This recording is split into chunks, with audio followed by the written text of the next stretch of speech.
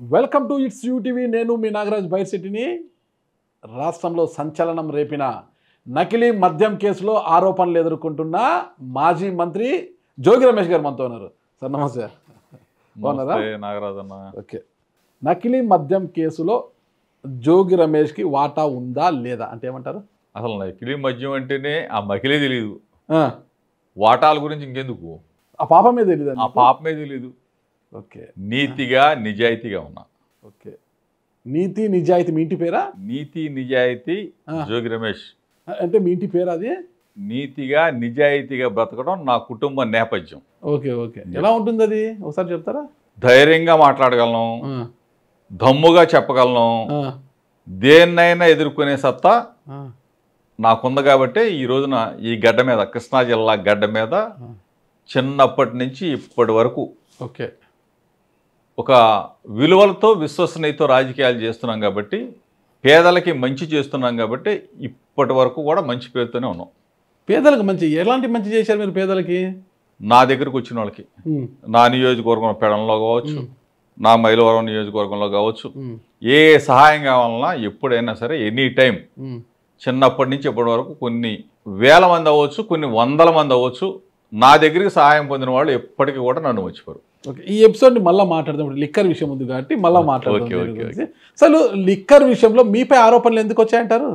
అసలు ఈ అక్రమ మద్యం, ఈ కల్తీ మద్యం ఆ స్పాట్కి వెళ్ళి మీడియా మిత్రుల సమక్షంలో, మీడియా మిత్రులు ఆ రోజున నాతో పాటే ఉన్నారు. నేను ఒక కార్యక్రమం మీద పోరాటం చేస్తా ఉంటే, మా వీటీపీఎస్ ధర్మల్ ఉంది కదా, ఆ ధర్మలకు సంబంధించిన బూడిద వాటరు కృష్ణానదిలో కలుస్తూ ఆ నీరంతా కూడా కలుషితమై బూడిదతో కొన్ని లక్షలు, అంటే విజయవాడ నగర ప్రజలు కూడా ఇక్కడే అంటే ఈ వాటర్నే సేవిస్తారు. పొల్యూటెడ్ వాటర్ ఈ విధంగా కలుషితం అవుతుంది. కాబట్టి వీటీపీఎస్ మీద పోరాటంతో మీడియా మిత్రుల సమక్షంలో ఆ నీటిని, బూడిద నీటిని తీసుకెళ్లిన సందర్భంలో అంతకుముందు రోజు ఏఎన్ఆర్ బార్ అనేది ఒకటి సీజ్ చేశారు. ఆ తర్వాత కల్తీ మద్యంకు సంబంధించిన నేషనల్ హైవే పక్కనే సీజ్ చేశారు. ఈ విధంగా అంతా పట్టుకున్నారు. ఎక్సైజ్ డిపార్ట్మెంట్, పోలీస్ డిపార్ట్మెంట్ ఉందని చెప్పేసి మీడియా మిత్రుల సమక్షంలో ఇక్కడ ఫెర్రీ ఘాట్ నుంచి డైరెక్ట్గా మళ్ళీ ఇక్కడికి వచ్చి, ఆ రోజు నేను బూడిద నీళ్ళలో కూడా బురదలో కూడా దిగడం కూడా జరిగింది. నేను కడుక్కున్న తర్వాత ఇక్కడ కూర్చున్న తర్వాత మీడియా మిత్రులందరూ కూడా అక్కడికి వెళ్తే బాగుంటుంది, ఒకసారి మనం చూపిద్దాం అదంతా కూడా బాహ్య ప్రపంచానికంటే వెళ్ళి నేను నారావారి మిత్రులు లేరు, ఒక్క మీడియానే కదా మీతో ఉన్నింది? మొత్తం ఎంటైర్ మీడియా ఒక్క మీ పార్టీ ఛానల్ మాత్రమే కనిపించింది అక్కడ? లేదు, మీరు చూడటం పొరపాటు అయి ఉంటుంది. మొత్తం మీడియా అంతా ఉంది. ఓకే. మీడియా మిత్రులు, ఇబ్రాహీంపట్నంలో ఉన్న మీడియా మిత్రులు అందరూ ఉన్నారు. అన్ని ఛానల్ సంబంధించిన యూట్యూబ్ ఛానల్స్ వాళ్ళు కూడా ఉన్నారు. ఒకటి అర్థం కాలేదండి, ఎక్సైజ్ అధికారులు ఫస్ట్ ఆ డెన్ను కనుగొన్నారా, మీరుపై కనుగొన్నారా? నో, ఎక్సైజ్ డిపార్ట్మెంట్ ఉంది, పోలీస్ డిపార్ట్మెంట్ ఉంది, అందరూ ఉన్న తర్వాత మీడియా మిత్రులు అందరూ కూడా కలిసి వెళ్ళిన తర్వాత అక్కడ అంతా కూడా డంప్ పేర్చి ఉన్నారు. ఓకే. అక్కడ ఎక్సైజ్ అధికారులు, పోలీసులు అందరూ వెళ్ళి ఒక పంచనామా అనుకోండి చేస్తున్నారు, ఎక్కడెక్కడ ఏమేమి ఉంది, ఏం కథ అనేసి. మీరెందుకు అదంతా అయిపోయిన తర్వాత మరుసటి రోజు చూడాలి, ఆ సందర్భంలోనే ఎందుకు నానా యాగి చేశారు? అక్కడ ఆల్రెడీ డిపార్ట్మెంట్ ఉంది, ఎక్సైజ్ వాళ్ళు ఉన్నారు, చూసేశారు, అక్కడ జనం కూడా గుమ్మి కూడా ఉన్నారు, వాళ్ళ డ్యూటీ. మరి మీరెందుకు వెళ్ళి హంగామా చేశారు? అక్కడ ప్రతిపక్షంలో బాధ్యత గల ప్రతిపక్షంలో ఉన్నాం. ప్రజలకు చెప్పవలసిన బాధ్యత మా మీద. మీరు చెప్పుకోవాల్సిందే ప్రతిపక్షం అని. ప్రజలు ఇవ్వలేదు. ఎవరు? ప్రజలు ఇవ్వలేదు కదా మీకు. 40% ఓటు, 40% ఓటు శాతం కాదు, సీట్ల శాతం. నో, రాజ్యాంగంలో ఉన్నది అదే. మీ అసెంబ్లీలో పోయి చూసుకోండి, ఆ గెజిట్ చూసుకోండి. 40% కాదు. ప్రతిపక్ష పాత్ర వేరు, ఓట్ల శాతం కాదు, సీట్ల శాతం. ప్రతిపక్ష కుర్చీ వేరు, ప్రతిపక్షం వేరు. ఓకే. ప్రజల పక్షం ఉంటాం. ఓకే, ప్రజల పక్షం. 40% ఓట్లతో గెలిచిన ఏకైక పార్టీ మాది. ఓకే. 3 పార్టీలు లేవు, 3 జెండాలు లేవు, 30 మంది లీడర్లు లేరు, 30 ఎజెండాలు లేవు. మాకున్నది ఒకటే పార్టీ, మాకున్నది ఒకటే లీడర్, మాకున్నది ఒకటే జెండా, మాకున్నది ఒకటే గుర్తు. అజెండా, మా ఎజెండా కూడా ఒకటే. మాకున్న లీడర్ మా జగన్మోహన్ రెడ్డి, మాకున్న పార్టీ వైఎస్ఆర్ కాంగ్రెస్ పార్టీ, మాకున్న గుర్తు ఫ్యాను గుర్తు. మా ఎజెండా విలువలు, విశ్వసనీయతతో రాజకీయం చేయటమే మా ఎజెండా. లకీలీ మద్యం కేసులు మీపై ఆరోపణలు వస్తున్నాయి. ఆ రోజు పోలీసు అందరూ అడగగా మీరు ఎందుకు వెళ్ళారు? అసలు మీకున్న బాధ్యత అయిపోయినాక దాని గురించి మాట్లాడరు కానీ క్యాన్లు పట్టుకొని అవి పట్టుకొని నాన్న హంగామా చేశారు కదా, అంత అవసరం అసలుకి? ప్రజల పక్షాన ఉన్నాం కాబట్టి అలా చేయాలి. ప్రజల పక్షాన ఉన్నాం కాబట్టి ఇక్కడ పక్కన జరుగుతా ఉంది కాబట్టి దాన్ని చూపించవలసిన బాధ్యత మీడియా మిత్రులకు ఉంది కాబట్టి మీడియా మిత్రులు కూడా నన్ను ఆహ్వానించారు కాబట్టి అందరం కలిసి వెళ్ళి అది బాహ్య ప్రపంచానికి ఇదిగో ఈ విధంగా వస్తుంది, ఈ విధంగా తయారవుతుంది, ఇక్కడ ఈ విధంగా దాన్ని బాటిలింగ్ చేస్తా ఉన్నారు, ఈ విధంగా క్యాన్లకు సప్లై అవుతాం అని చెప్పాము. దాన్ని నారావారి సారాన్ని బయట పెట్టడమే నేను చేసిన తప్పు. చంద్రబాబు నాయుడికి జోగి రమేష్ ఎక్కడ దొరుకుతాడు? చంద్రబాబు నాయుడు ఇంటి దగ్గరికి వెళ్ళా, నిరసన తెలియజేయడానికి వెళ్ళా. నిరసన ఇల్లు కాదు, నో దాడి. చంద్రబాబు నాయుడు ఇంటికి దాడి చేయడానికి ఎవరైనా వెళ్తారండి? ఆ రోజు దాడి కదా. నో తప్పండి. దాడి చేయడానికి మీకు గట్స్ కదా. మళ్ళీ విడతలో మీకు మంత్రివర్గంలో చోటు దక్కింది. నా గట్స్ నాకు ఉన్నాయి, నా విలువ నాకుంది, నా నీతి నిజాయితీ నాకుంది. అందుకని క్యాబినెట్ లో చంద్రబాబు నాయుడు ఇంటికి దాడి చేయడానికి వెళ్తే క్యాబినెట్ లో సీట్ ఇస్తారా? గట్స్ చూసే ఇచ్చారు కదా. గట్స్ ఎప్పటి నుంచో ఉన్నాయి. ఓకే, కానీ చంద్రబాబు నాయుడు ఇంటికి వెళ్ళింది అతనికి నిరసన తెలియజేయడానికి వెళ్ళాయి. ఆ రోజున అప్పుడున్న పరిస్థితి కూడా మీకు ఒకసారి వివరించాలనుకోండి. మీకు తెలుసు, అయ్యన్న పాత్రుడు అనే వ్యక్తి ఎట్లా పడితే అట్లా ఎక్కడ పడితే అక్కడ అమ్మనాభూతులు ఒక ముఖ్యమంత్రి స్థాయి వ్యక్తి జగన్మోహన్ రెడ్డి గారిని ఉద్దేశించి విపరీతంగా అంటే బాహ్య ప్రపంచం కూడా తలదించుకునే విధంగా అమ్మనాభూతులు తిడతా ఉంటే ఒకసారి చెప్పాం, రెండుసార్లు చెప్పాం పత్రికాముఖంగా తప్పు అని వినట్లా.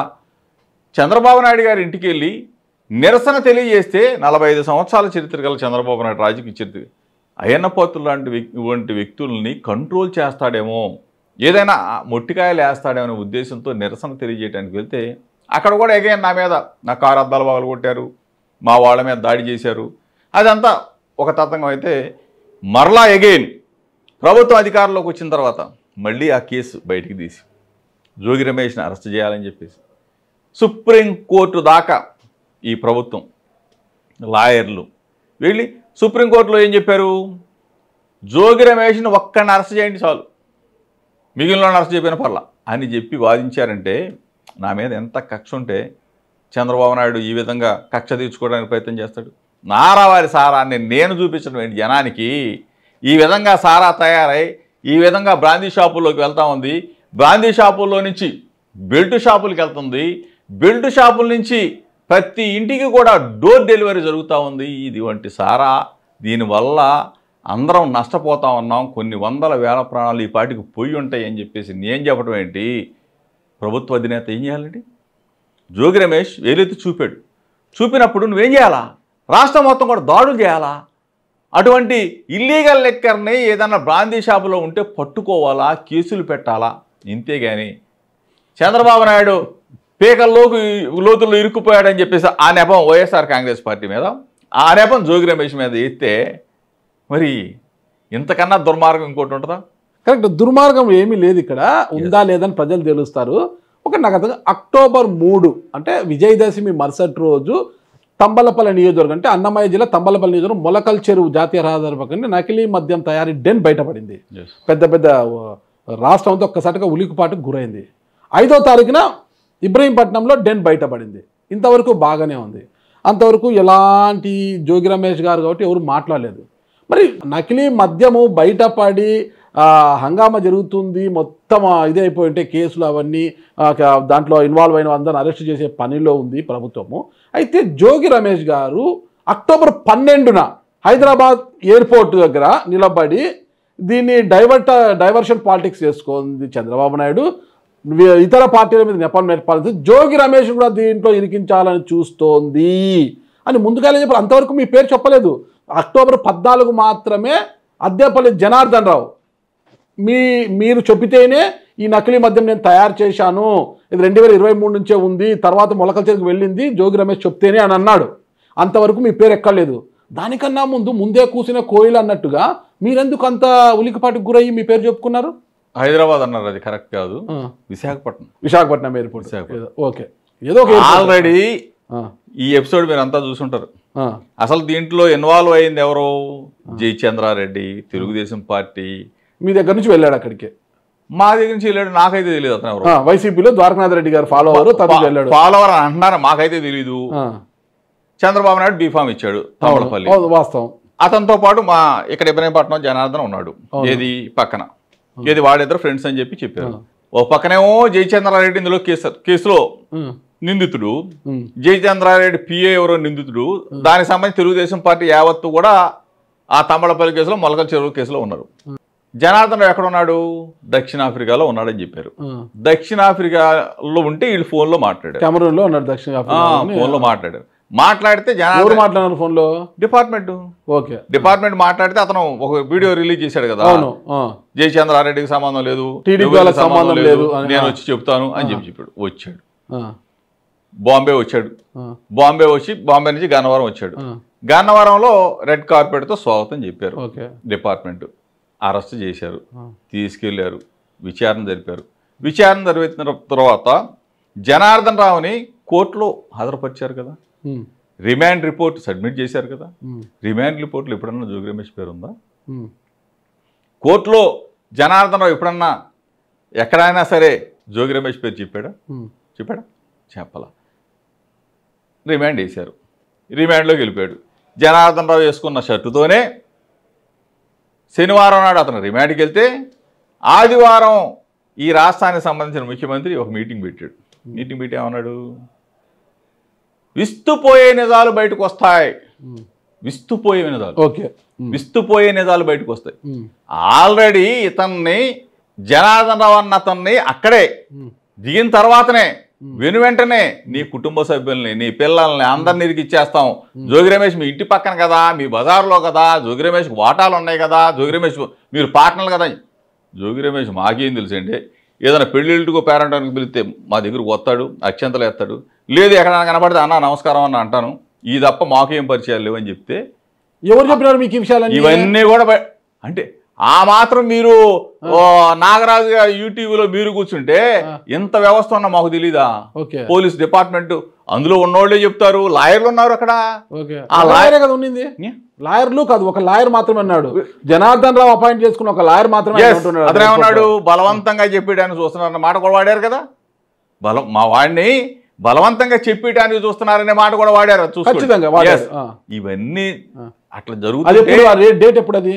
అప్పుడే మేము శనివారం నాడు అతన్ని రిమాండ్ తీసుకెళ్ళి, ఆదివారం అనుకుంటా, ఆదివారం నేను డేట్ అడిగాను, వారం అడిగాను. డేట్ నాకు అంత 6వ తారీఖు అతన్ని అరెస్ట్ చేశారు అనుకుంటా, 7వ తారీఖు అయి ఉంటుంది అనుకుంటా. నేను వైజాగ్ మ్యారేజ్కి వెళ్ళా, మా ఫ్రెండ్ కొడుకు మ్యారేజ్. అప్పుడు అక్కడ ఏది మీడియా మిత్రులు కూడా చాలా మంది ఫోన్ చేశారు. అక్టోబర్ 6 జనార్దన్ రావుని అరెస్ట్ చేశారు అనుకుంటా, నాకు మేబీ అనుకుంటా. అంటే ఎన్ని పెద్ద మాకు ఈ లెక్కలో అంత అవసరం ఏముంటుంది.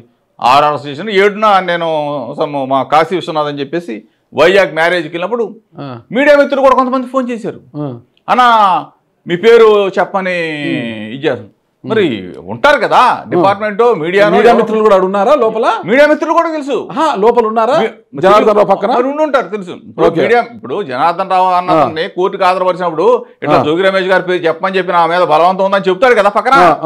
ఇక అట్లానే నాకు కొంతమంది మీడియా మిత్రులు కూడా చెప్పిన తర్వాత నేను వైజాగ్లో ఎయిర్పోర్ట్లో మీడియా మిత్రులుగా అక్కడ కలిసినప్పుడు చెప్పా, దుర్మార్గమైన క్రీడకు శ్రీకారం చుడుతున్నాడు చంద్రబాబు నాయుడు, పప్పులో కాలేస్తున్నాడు. జోగి రమేష్ కన్నా నన్ను అన్యాయంగా ఇరికించాలని చూస్తే దమ్ముగా ధైర్యంగా ఉన్నా. చంద్రబాబు నాయుడు నెప్పమేసినంత మాత్రాన, చంద్రబాబు నాయుడు ముద్ద అన్న చెప్పిన మాత్రాన జోగి రమేష్ పారిపోతాడా? ఇక్కడే ఉంటానని చెప్పా. కృష్ణా జిల్లా గడ్డ మీదే ఉంటా, ఇబ్రహీంపట్నం నా అడ్డాలోనే ఉంటానని చెప్పా.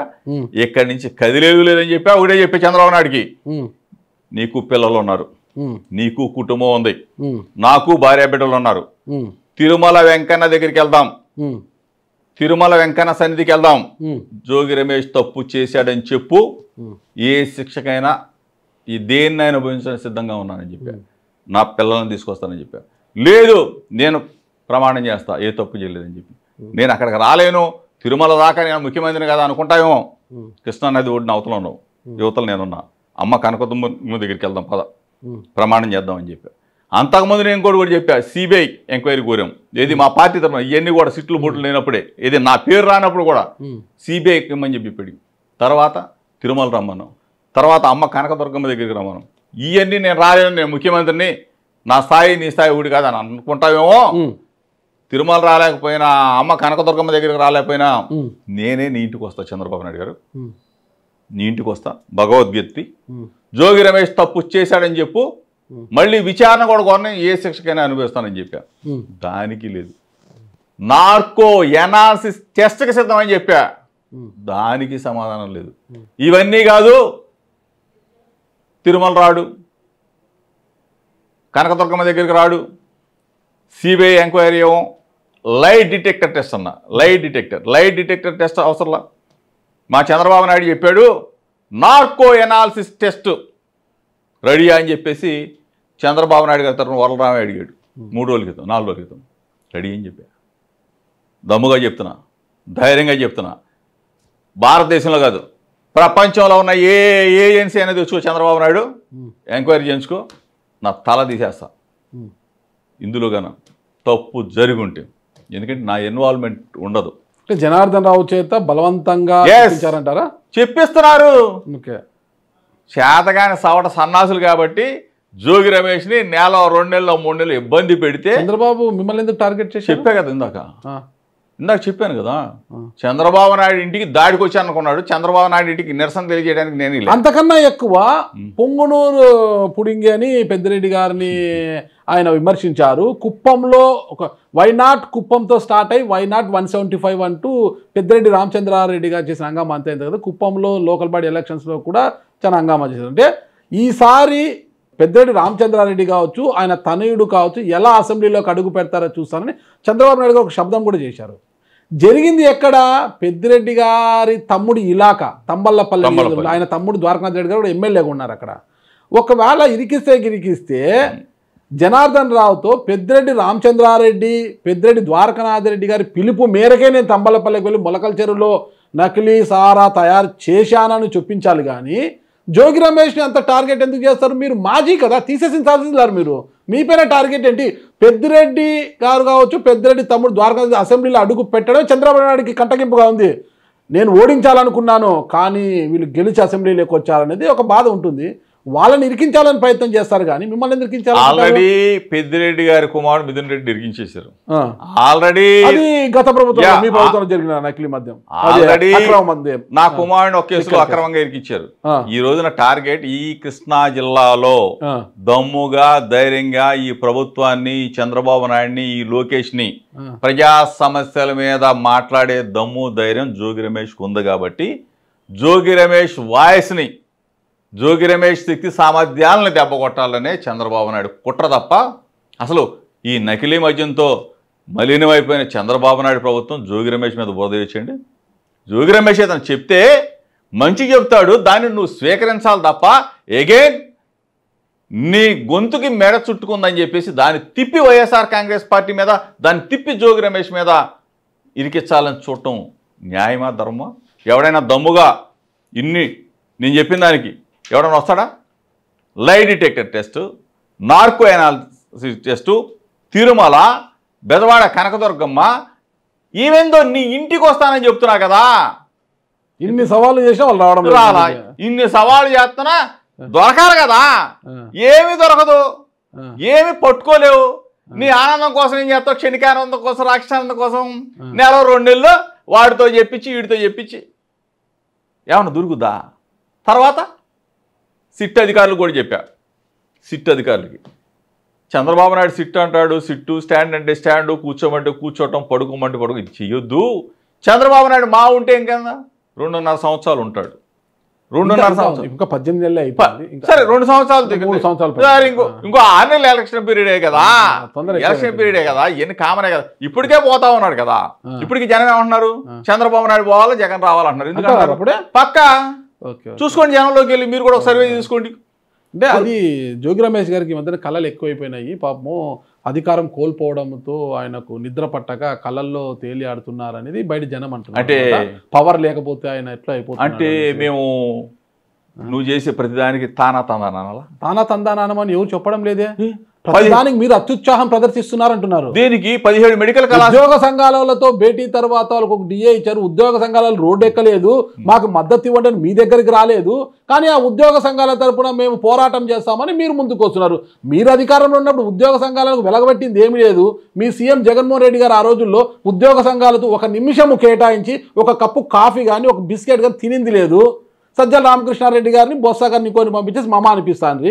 ఈరోజు ఉద్యోగ సంఘాల మీద అమితమైన ప్రేమ ప్రదర్శిస్తున్నారు మీరు.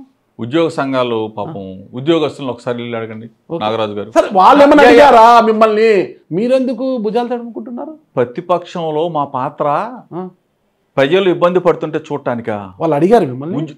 ఉద్యోగ సంఘాలు మిమ్మల్ని అడిగాయా? 100% మీరు న్యాయం చేయలేదు. ఉద్యోగ సంఘాలు గద్దె దింపితేనే మీరు గద్దె దిగారు. ఈరోజు ఆ ఉద్యోగ సంఘాలు మచ్చిక చేసుకోవడానికి పాపం ఎంత తిప్పలు పడుతున్నారండి. అయ్యో నాగరాజు గారు, ఉద్యోగ సంఘాలు మా మీద ఎక్కువ పెట్టింది 3.5 సంవత్సరాల తర్వాత.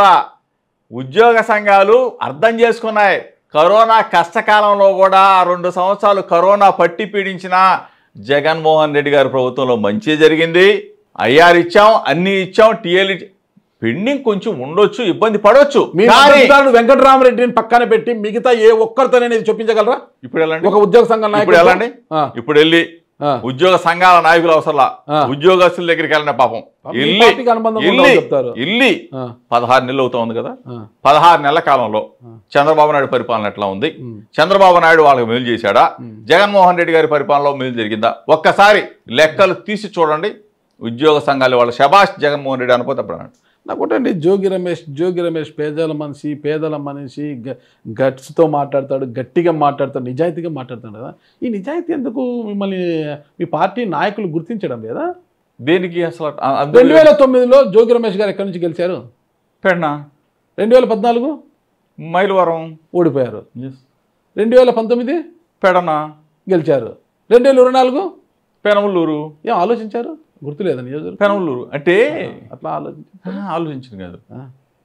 దమ్మోనోడే అంటే ఎక్కడైనా గెలవగలడు అని అనుకున్నోడే దీనికి అంటే లీడర్. ఎక్కడైనా గెలవాలా? ఎక్కడైనా నిలబడగలం దమ్ముగా. చెల్లని రూపాయిగా గుర్తించిన జగన్మోహన్ రెడ్డి గారు పెడనలో గెలవలేరు, పెనమలూరులో ఏమైనా గెలుస్తారేమని పంపిస్తే బోడే ప్రసాద్ మీ మీద దాదాపు 60,000 పైచులకు మెజార్టీతో గెలిచాడు కదా. అసలు మా పెనమలూరు కాన్స్టిట్యున్సీ ఓటింగ్ ఎంత? 2 లక్షల చిల్లర ఉంది. 3 లక్షల దగ్గర 2,93,000. అవును. అసలు నేను ఎవరినో అక్కడ తెలీదు, ఏది నా మొహం కూడా తెలీదు, ఏది మంత్రిగా తెలిసేమో. అయినా సరే నేను అప్పటికప్పుడు వచ్చి ఎలక్షన్ చేశానే దమ్ముగా. ఏదైనా సరే ఒక లీడర్ ఒక పని అప్పచెప్తే. మీరు ఒక్కటే కాదు కదా, సుమారు 30-40 మంది అలా పోటీ చేశారు. అందరికీ అంత మాత్రమే వచ్చాయి. అందరూ కానీ అతి పెద్ద తేడా తోడిపోయింది మీరే కదా. అది తప్పు. అది చూసుకోండి, ఒకసారి చూసుకోండి. పర్సంటేజ్ తీసుకోండి. ఓట్లు ఎన్ని, పోలైన ఎన్ని, మెజార్టీ ఎన్ని. 2 సార్లు పెడన ప్రజలే మిమ్మల్ని లెక్కలు చేర్చుకున్నారు. ఎస్. మిమ్మల్ని ఒకసారి మైలవరం ప్రజలు హక్కును చేర్చుకోలేదు. పెనమలూరుకి పంపిస్తే అక్కడ లేదు. ఒకసారి మీరు ఒక్కసారి బ్యాక్ వెళ్దాం.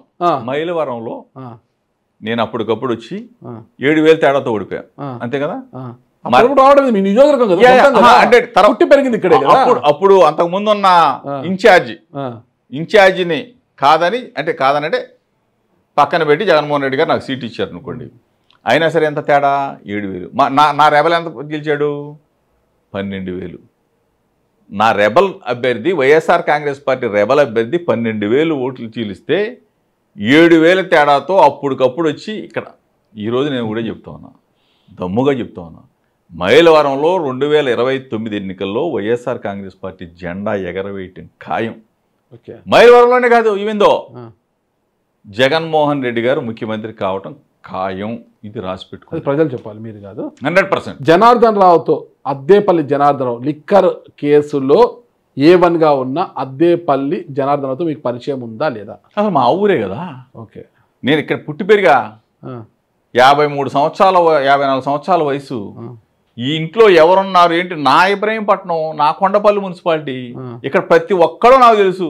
ఓకే. జనార్దన్ రావు అనే వ్యక్తి వాళ్ళ తాతలు కానీ అందరూ తెలుసు మాకు. కానీ ఎక్కడా కూడా వ్యాపార లావాదేవీలు కానీ అతను నాకన్నా చాలా చిన్నవాడు, ఏదో నా స్నేహితుడు అదే ఇది అని రాస్తున్నారు. తప్పది. చాలా చిన్నవాడు అంటే మీ వయసు ఎంత 70, 80? నో 54 సంవత్సరాలు. మీకే 54 అంటే ఆయన జయచంద్రారెడ్డి క్లాస్మేట్ కదా. మరి అతనికి ఎంత ఉన్నా నాకైతే దాదాపు 45 పైనే ఉన్నాయి.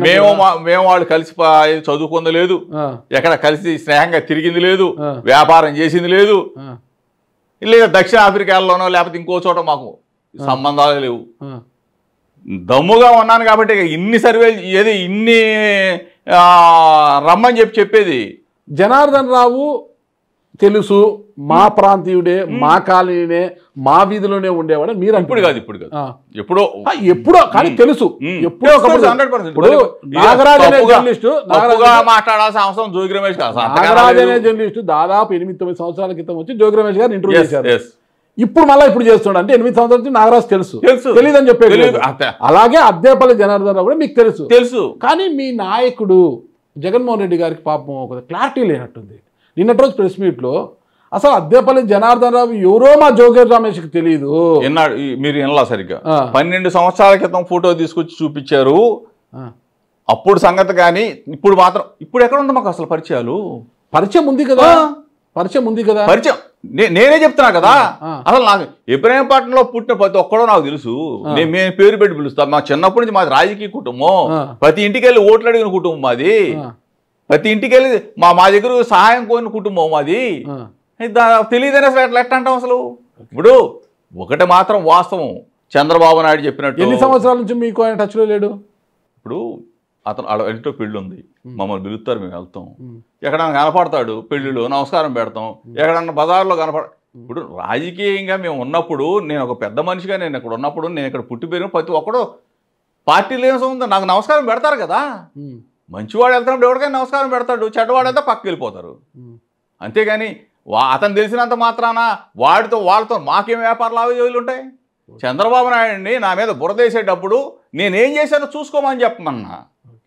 మీడియా ద్వారా నాగరాజు గారి ద్వారా ఒక బురదేశం చంద్రబాబు నాయుడు బురద మీద నేను వేసేస్తే చంద్రబాబు నాయుడు కడుక్కోమని చెప్పడమా తప్పు కదా. నా వ్యక్తిత్వ సహనం అననం దాన్ని పరీక్షిస్తే తప్పు చంద్రబాబు నాయుడు అంటున్నా. నీకు కుటుంబం ఉంది కదా, నీకు పిల్లలు ఉన్నారు కదా, పైన దేవుడు లేడా? ఇవాళ నువ్వేదో పెద్దోడు అయిపోయావు, నీ బిడ్డోడు ఉన్నాడుగా, లోకేష్ ఉన్నాడు కదా. జోగి రమేష్ మీద నిందేసినంత మాత్రాన, బురద జల్లేసి కడుక్కోమని అన్నంత మాత్రాన నువ్వు IVRS కాల్స్ పెడతావు నా మీద? దుర్మార్గుడు కదా, ఫేక్ ముఖ్యమంత్రి కదా. దమ్ముంటే జోగి రమేష్ చేశాడని చెప్పు. ముఖ్యమంత్రి ఏంటది? మరి నువ్వు IVRS ప్రజల ఓట్లతో ప్రజాస్వామ్యబద్ధంగా గెలిచి ఎమ్మెల్యే అయిన ఎమ్మెల్యేల మద్దతుతో అయ్యావు కదా. మరి ఫేక్ గా ఎందుకు తయారయ్యావు? ఫేక్ అంటే IVRS కాల్స్ ఎవడు పెడతాడండి? ఓకే ఫేక్ కోడ్ కదా పెట్టేది. నువ్వు పెట్టు, నీ ఆఫీస్ నుంచి పెట్టు, నీ సెంట్రల్ ఆఫీస్ నుంచి పెట్టు, నీ పార్టీ నుంచి పెట్టు. జోగి రమేష్ తప్పు చేశాడని చెప్పించు, వెళ్దాం, చట్టం చూసుకుందాం. అంతేగాని ఎవడో IVRS కాల్స్ వ్యవస్థను వాడుకుంటారా? ఎక్కడ IVRS కాల్స్ ఎవడు చేశాడో తెలీదు. ఫేక్ నంబర్ల నుంచి నువ్వు రాష్ట్రం మొత్తం నడిపిస్తావా? ఇంత దుర్మార్గమా? ఇప్పుడు ఒక వ్యక్తిని, నా సహనాన్ని, నా అన్నాన్ని పరీక్షిస్తారా మీరు? ఇది చాలా ఇదిగా చెప్తా ఉన్నా, ఇది చాలా తప్పు. ఇవాళ ఏదో నేను ముఖ్యమంత్రిని, నేను ఆ కుర్చీలోనే కూర్చోడు, దిగేసుకొని ఎవడో కూర్చోడు. కరెక్ట్. దిగేసుకొని ఎవడో కూర్చోడు. నీకు పిల్లలు ఉన్నారు, నాకు పిల్లలు ఉన్నారు. అంటే నా భార్య పిల్లలు ఇటువంటి నువ్వు అబాండం వేసినప్పుడు, నా మీద బురద తల్లినప్పుడు ఎంత ఇదవుతారండి? చేయని తప్పుకి మేము శిక్ష దేవుడు ఎరుగు, చేయని తప్పుకి మేమంతా కుసించిపోతాం. తప్పు కదా ఇది. దీన్ని నేనైతే చాలా అధికార పక్షం ఒకటే అంటోంది, జనార్దన్ రావుతో పరిచయం ఉంది, జనార్దన్ రావుని దగ్గరుండి సౌత్ ఆఫ్రికాకి పంపించిందే జోగి రమేష్, ఇద్దరికి లింకులు ఉన్నాయి కాబట్టే తనని ఎలాగైనా ఇరుక్కుంటాడని గ్రహించే జనార్దన్ రావు వీడియో చేయక ముందే జోగి రమేషే ముందే వచ్చి తనను ఇరికిస్తున్నట్లుగా, ఈ కేసులో ఇరికిస్తున్నారు, నన్ను నా పేరు చెప్పమని చెబుతున్నారని కొంత సానుభూతి పొందడం కోసము ఇలాంటి డ్రామాకు తెరలేపాడు అని వాళ్ళు ప్రచారం. మీకు దమ్ము ధైర్యం ఉంటే మీ ప్రభుత్వానికి, మీకు కలేజా ఉంటే, జోగి రమేష్ అతనితో వ్యాపార సంబంధాలు ఉన్నాయని చెప్పి ఏదైనా ప్రూఫ్ తెమ్మనండి, ఛాలెంజ్ చేస్తా ఉన్నా. ఇప్పుడు అతనికి నాకు వ్యాపారం ఉంటే బ్యాంక్ ట్రాన్సాక్షన్ ఉంటుంది, లేదా బార్ లైసెన్సులు ఉంటాయి, లేకపోతే మేమిద్దరు కలిసి దక్షిణాఫ్రికా తిరిగింది ఉంటుంది, లేదంటే ఇంకోటి ఆస్తులు ఉన్నాయంటే తెమ్మనండి. నేను ఇంతగా నేను అడుగుతూ ఉంటే నేను ఇంతగా ప్రాధేయపడి మిమ్మల్ని నువ్వు రావయ్యా తిరుమల, నువ్వు రావయ్యా కనకదుర్గమ్మ గుడికి, లేదయ్యా నేనే వస్తానని చెప్పి నీ దగ్గరికి వస్తా ఉంటే, నాకు అనాలిసిస్ కానీ లేకపోతే లైట్ డిటెక్టర్ కానీ చేసుకోవయా అని అంటా ఉంటే వెనకడుగేస్తావు దొడ్డిదారిన. వాడెవడితోనో చెప్పాడు, నేను చెబుతా చంద్రబాబు నాయుడు ఉంది, జనార్దన్ రావు నా పేరు చెప్పాడు, నేను చెబుతాను చంద్రబాబు నాయుడుకి. సెప్టెంబర్ 23 మీ ఇంటికి వచ్చాడు అంటున్నారు కదా.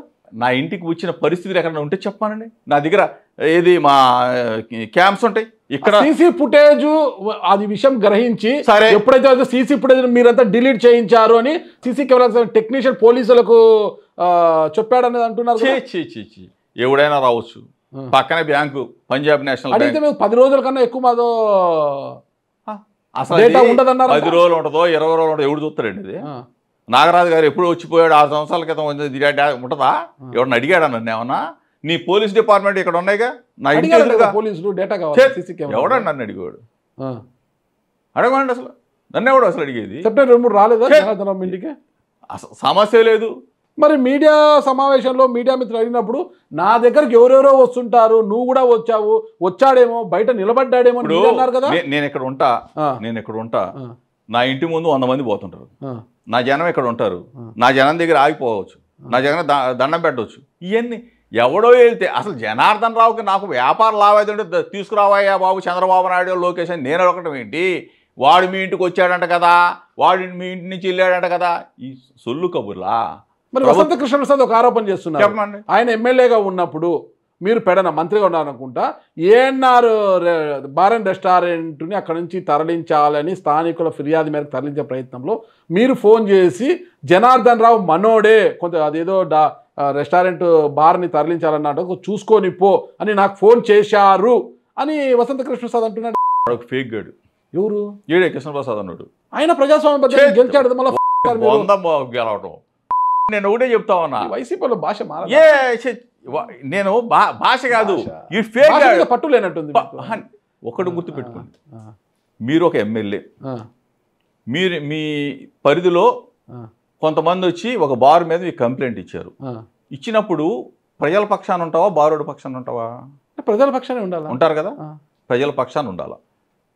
అసలు జోగి రమేష్ నేను ఇక్కడ కాదు, ఏది నా పుట్టు పూర్వతలు ఇక్కడే, నేను ఎక్కడ పెడనా? నేను నీకు అసలు రికమెండేషన్ చేస్తానా? చెయ్యలేదు, చెయ్యను. నువ్వు వాడితో లాలుచిపడి వాడి దగ్గర డబ్బులు దొబ్బేసేసి ఫస్ట్ ఏమో అబ్జెక్షన్ పెట్టావు, అబ్జెక్షన్ పెట్టి తర్వాత ఏమో వాడి బామారిది పీకే దగ్గర పోమానవు, వాడేమో డబ్బులు గుంజాడు, డబ్బులు గుంజి తర్వాత నువ్వు పర్మిషన్. తప్పుడు మాటలు. కృష్ణప్రసాద్ అనే గురించి మరి నీకు ఒక వీడియో చూపిస్తా, అసలు అతను ఫేకా కాదని తర్వాత మీరు తెలుస్తుంది. కానీ చూపించండి, నేను చూపిస్తాను. ఇంకో అడగండి, కొన్ని డిస్కషన్ వెళ్ళిన తర్వాత చూపిస్తా. అంటే కృష్ణప్రసాద్ని ఫేక్ అంటున్నారు, మీరే ఒక పెద్ద ఫేక్ అంటున్నారు కదా. దేనికి? సొంత సామాజిక వర్గముతోనే ఒక కుర్రాడికి అంటే కౌలూరు సబ్స్టేషన్ అనుకుంటా, ఆ సబ్స్టేషన్లో షిఫ్ట్ ఆపరేటర్ పోస్ట్కి 6 లక్షల రూపాయలు డబ్బులు తీసుకొని గతంలో అక్కడ పనిచేసిన ఒక పాత్రికేయుడు అంటే నర్సయ్య కుమారుడు ఎస్సీ సమాజం అతన్ని తొలగించి 6 లక్షలు తీసుకొని మీరు అక్కడ అతన్ని పెట్టారు. మళ్ళా వసంత కృష్ణప్రసాద్ అధికారంలోకి రాగానే ఆ పిల్లగాన్ని తీసేసి మీ సామాజిక అతన్ని పెట్టారనేది. అసలు ఆడెవడో నాకు తెలుసా? అసలు ఆడెవడో నాకు తెలుసా?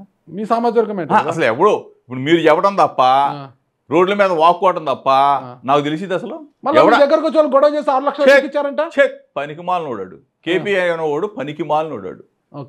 వాడు కృష్ణప్రసాద్ ఈడే వాడు అనేవాడు పనికి ఒకసారి మీరే కదా ఇంటర్వ్యూ చేసింది, వాడు మాట్లాడుతుంటే ఒకసారి చూడండి. అసలు వాడి గురించి అసలు ఇప్పుడు నాకు చంద్రబాబు నాకు లోకేష్కి ప్రభుత్వానికే ఇది ఈడే చూడండి. నా జీవితకాల పర్యంతం నా జీవితకాల పర్యంతం నేను అసలు ఏ పార్టీ తరఫున పోటీ చేయను, ఒక్క వైఎస్ఆర్ కాంగ్రెస్ పార్టీ, ఈ మా పార్టీ నేనున్న దాంట్లో తప్పితే ఇక అసలు నాకు రాజకీయం లేదు అంతవరకు. 100% చాలా మీరు రికార్డ్ చేసి పెట్టుకోండి. రికార్డ్ చేసుకోవడానికి అది మాట్లాడేది ఎప్పుడు పర్మనెంట్ డాక్యుమెంట్ అవుతుంది. పర్మనెంట్ డాక్యుమెంట్, నా వార్డు పర్మనెంట్, మీరు పర్మనెంట్. మీరేనా? మీరే అంటారు ఎవరు అంటే నా మాటలో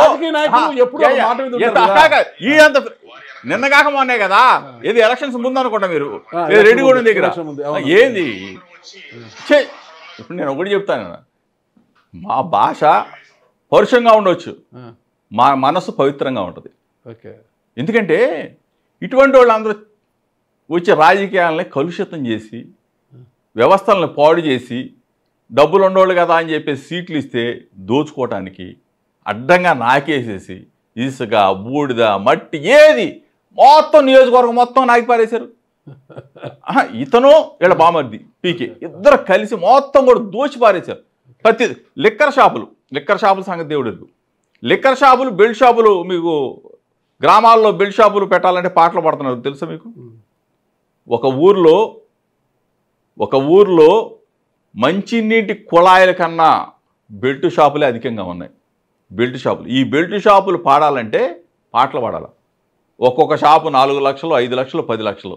ఒక ఊరిలో 10 షాపులు ఉంటే, ఏది మా పెద్ద పెద్ద గ్రామాల్లో గుంటుపల్లి లాంటి దాంట్లోనో లేకపోతే జీకొండ ఇటువంటి గ్రామాల్లో 10 షాపులు ఉంటే ఒక్కొక్కడు 5 లక్షలు కట్టాలి.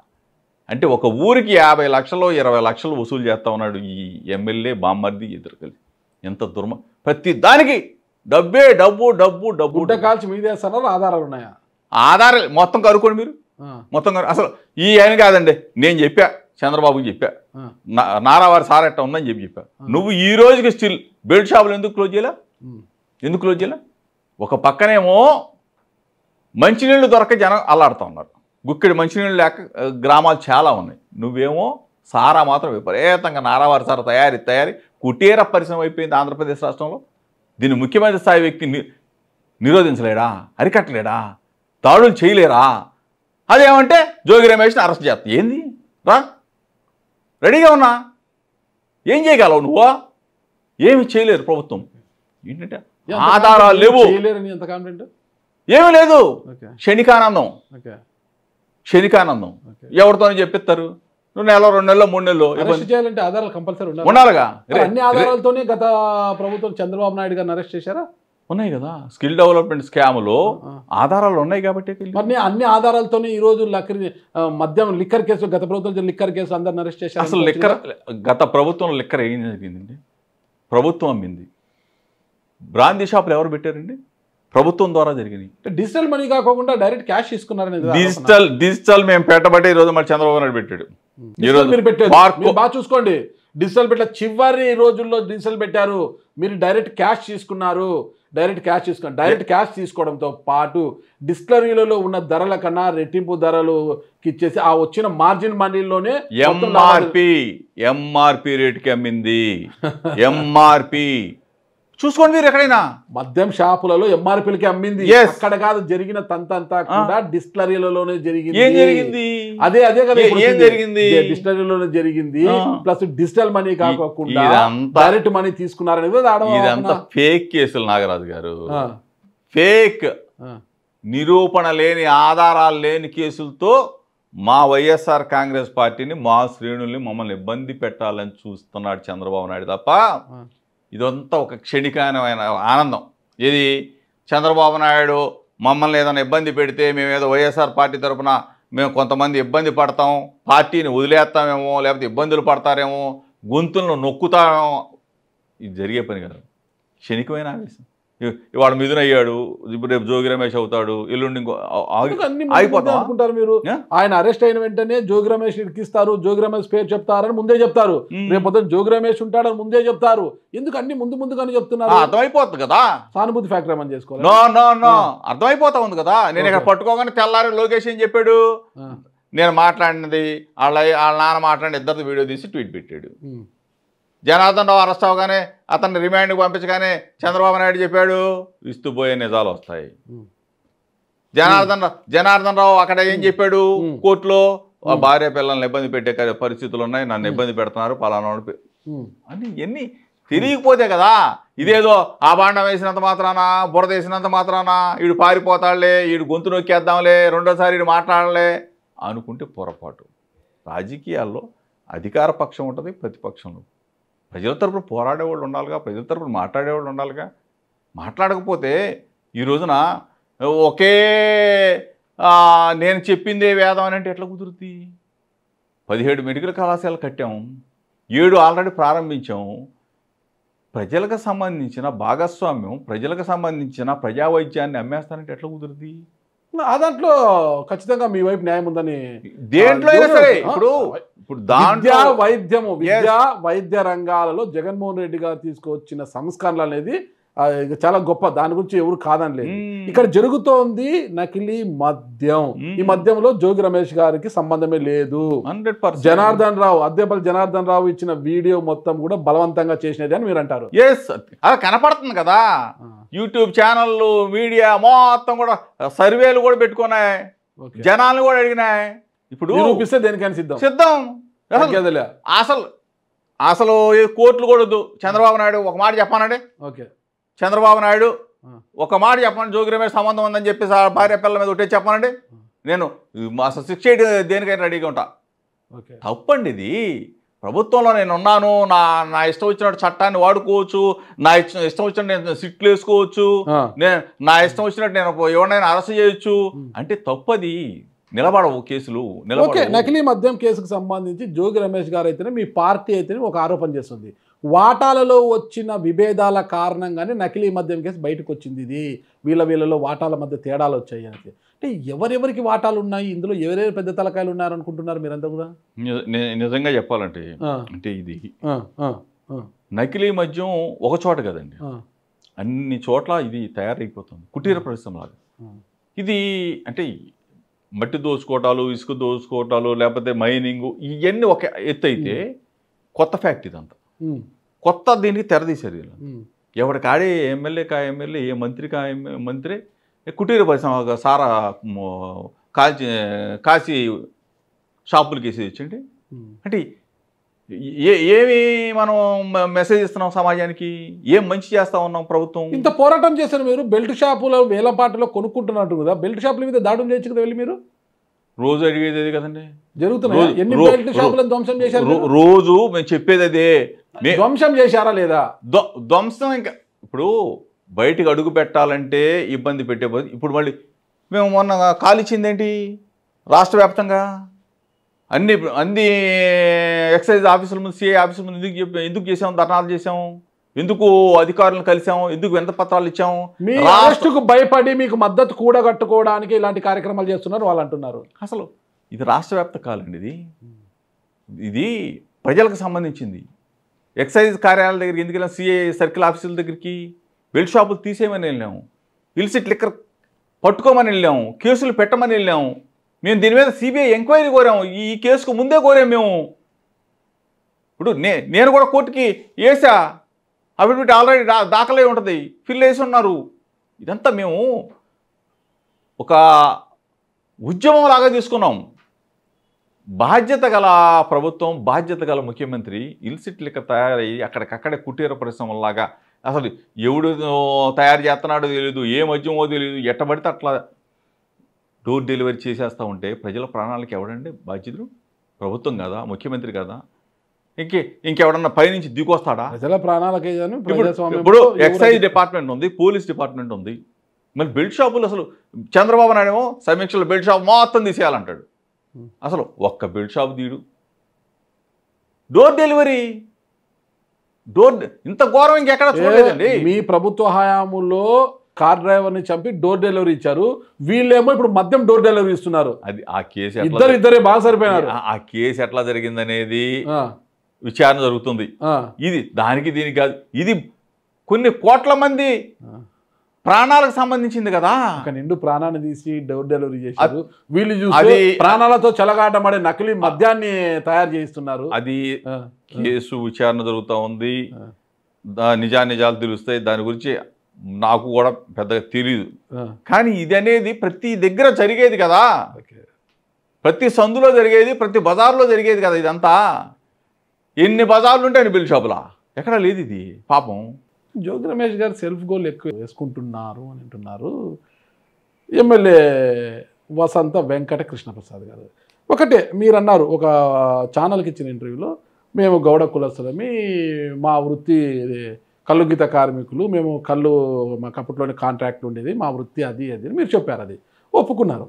అదే విషయాన్ని ఆయనే చెప్పుకున్నాడు కదా, ఆయన కళ్ళు గీత కార్మికుడు, తమ కాంట్రాక్ట్లు ఉండేవి, మాకు కళ్ళు తీసేవాళ్ళం మేము ఆయనే చెప్పుకున్నాడు కదా ఆయన ఒక ప్రెస్ మీట్ ముందు మాట్లాడు.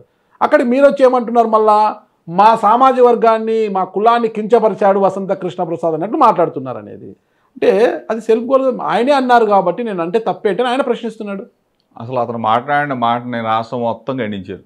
ఓకే, అతను మాట్లాడిన భాషని కళ్ళు సార ఇప్పుడు మేమే ట్యాడీ ట్యాపర్స్ మేమేంటి గౌడ కులస్తులం. ఆంధ్రప్రదేశ్లో ఉన్నా, తెలంగాణలో ఉన్నా, కర్ణాటకలో ఉన్నా, తమిళనాడులో ఉన్నా, కేరళ ఉన్నా మా ట్యాడీ ట్యాపర్స్ కులం మా గౌడ కులం. మా వృత్తి మా తాతల ముత్తాతల నుంచి మాకు పుట్టిన వృత్తి మేము కళ్ళు తీసుకొని మా జీవన విధానం. దాని తర్వాత మా తాత ముత్తాతలు అయిపోయారు. మా తర్వాత మా యారక్ షాప్స్ గవర్నమెంట్ ఆథరైజ్డ్గా షాపులు ఇస్తే ఇప్పుడు మాగంటి రవీంద్రనాథ్ చౌదరి గారు ఏది మీకు జిల్లా పరిషత్ చైర్మన్ చేశారు. మాగంటి బాబు గారు వాళ్ళ ఫాదర్ తెలుసు. వాళ్ళు అంతటి వాళ్ళతోనే మేము కలిసి మా ఫాదరు బిజినెస్ చేసాం.